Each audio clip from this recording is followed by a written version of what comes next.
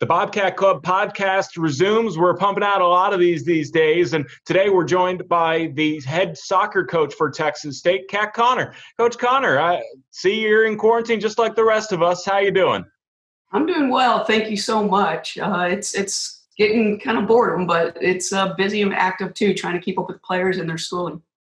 Yeah, right now you would be preparing for some spring soccer matches. Being a fall sport, you have a spring schedule.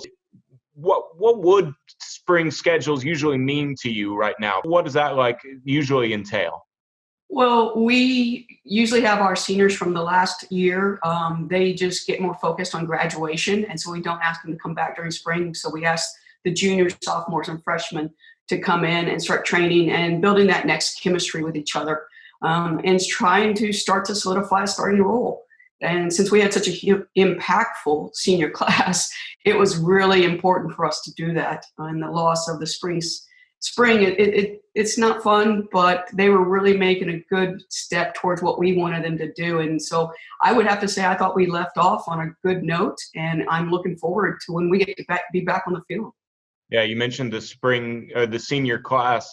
They saw a lot of success with you, back-to-back Coach of the Year honors. And, it's always great to get Coach of the Year, but, having good players goes into that. So can you touch a little bit on, this senior class? As, they were fortunate they were able to finish out their senior season.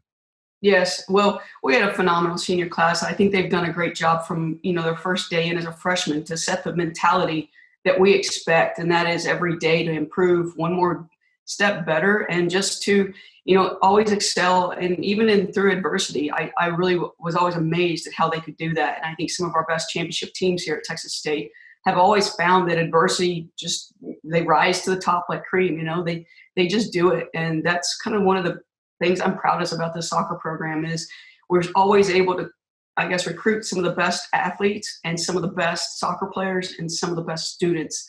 So when pressure comes, they actually see it as a privilege and they rise. And so I'm really proud of them. And it's sad to see them go, but they really did a good job of, grooming the next step. And so our juniors coming up into the senior platform for next fall, they're doing a great job. They're leading, they're working, they're showing the effort that is meant to be a championship team. And then you have the underclassmen just following right along and pushing them. So again, I think it's going to be a great time. Sad that we don't get those extra reps, but neither does anybody else. But the big thing is we're just hoping that our fall season doesn't get delayed and that we can get back into action. You mentioned overcoming adversity. Right now is probably one of the most full of adversity times we're going to face, where you're still trying to obviously not take business as usual, but you are in a way you're obviously still very much a coach. So how has your communication with the team been over these last few weeks, and what kind of advice have you been giving them to stay in soccer shape? Because obviously this is a situation where they can't actually play the sport.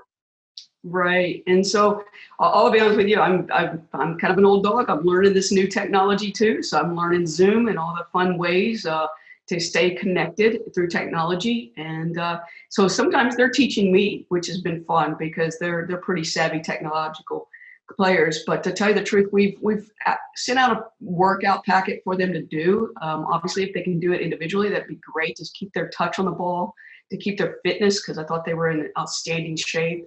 But that's hard to do when you're being asked to be quarantined inside your house. So we're even finding some fun ways. We've put out some Tabata workouts. I know I've even talked to them a little bit about like some pop sugar workouts and T25 and all kinds of fun things that you can just do to stay fit. And we're just asking them to be creative and trying to do that. And I'm not going to kid you. I think soccer players are known to play a little bit of soccer in the house. I'm sure I know I did, and Mom never liked it, but we're asking them to kind of keep their foot skills together so that when they come back, their touch is there and they're ready to go again. That's the main thing. But the biggest focus also we're trying to push is their academics and making sure that they're okay, and that if they need any help, that our academic center can get it to them. Most are doing good or doing well in their classes, and the professors are working really well with them also. So I think everybody's coming together to realize that this isn't what we want, but we all have to be in this together, and we've all got to help each other. Yeah, it's very different. And obviously, we want to get back to normal as soon as possible, but it's important to keep following these rules, these social distancing rules. I remember when I took soccer as a PFW my senior year, I was pretty bad at it. So, at risk of getting hit by a car, I actually jogged a mile while dribbling a soccer ball. And then I would just kind of in front of my TV try and keep the soccer ball, within my range of area. So Right. hopefully they can take advantage of those things while staying safe and keeping social distance and such like that. But obviously you go back to those online classes. So it's may or may not be easier because you don't have to get up and go to class and worry about any distractions. You can maybe even rewind depending on how the teacher's distributing it, but it's also a little hard to self-start yourself. So I still am working, obviously, here interviewing you. It's around 10 a.m. when we do this recording, but sometimes you got to find a reason to get out of bed in the morning with this quarantine. So maybe if we could just touch on that real quick, how important it is just to sit back and follow the university rules and guidelines for making sure everybody stays healthy and safe. Sure. I mean, well, of course, we want to do the physical distance. I don't like to say social distance because we're still trying to stay in touch and be there connected with each other. It's one of the big C's that we were talking about this past spring of showing courage, which is good for right now, being connected and being committed. So I think those are 3 C's that really are, big for us right now to try to do that. And I see them trying to stay connected. And the best thing I've seen our players do, and I'll share with the rest, is to find a routine, because it's so easy to kind of get yourself out of routine and stay up late at night and not get up early in the morning. But I've been really impressed with how our players do get up in the morning, get a routine going. I know we usually try to have a team meeting at 9 a.m. And so that really helps them to get going. And then again, I've been impressed that there are quite a few online classes that are actually doing Zoom, and they're participating. So I think that helps to give them something to do and to be kind of a routine and regulated. And I think the best we can do is kind of find a routine. I know our strength conditioning coach put that out the other day, is that if you can give yourself a routine during the day, it kind of gives you that purpose to get out of bed, the purpose that we're still in this together. And yes, it's hard, but you know what? We still are living and we're connecting together. And I think that's the biggest part we've got to do, is just keep that connection flowing and find ways to encourage each other and to be committed to always improving ourselves. Shifting gears back to you being the head coach of Texas State, 21 years now. You've seen a lot from this university, including the name change, a lot of building, a lot of different faces coming in and out of the doors in terms of student athletes. Anything stand out? I imagine it's hard, and you could probably go on for a while if I get you going, but Right. just you have as a coach here at Texas State. Yeah, well, I'm going to tell you, it's just been amazing since I've been here from day one when I first got here. I remember we were in those little yellow buildings out there by the river. And now to see the facilities that we've built is just fantastic. So that's always inspiring when you come to work, to see such beautiful facilities that we've built and how far we're pushing and becoming. And I think that's always the piece that the reason why I've stayed for 21 years is because the leadership that, wants to be excellent and wants to be on that national level is here. And you want to do that. You want to put your part in and make it happen. And I think you're seeing that with all across the board. Our sports are really pushing to make that national prominence. And, and our facilities are standing up to it. And the university, my gosh, it's grown so much, and it's such a beautiful place. And then, of course, now the academics are just outstanding, top notch in the state. I mean, it's somewhat, for us women, I find it quite, not easy to recruit, but it sure gives you something really well to sell out there to the youngster that's coming in to want to play, because they're looking into nursing, they're looking into business, they're looking into, graphic art design.